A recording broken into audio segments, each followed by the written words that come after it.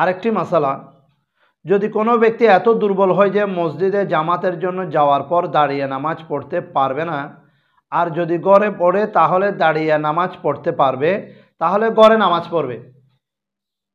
কোনো এমন অসুস্থ ব্যক্তি যদি ঘর থেকে বের হয়ে মসজিদে গিয়ে দাঁড়িয়ে নামাজ পড়তে না পারে,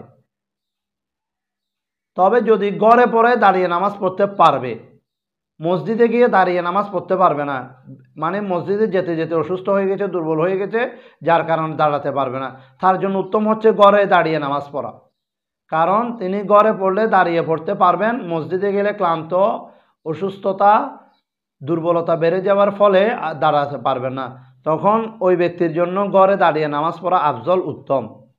যদি ঘরে জামাত হয়, মানে ওই ব্যক্তির ঘরে যদি জামাতে নামাজ পড়ে বা জামাত পড়ানোর, আকিমুসসলা, জামাত প্রতিষ্ঠা করার সুযোগ থাকে,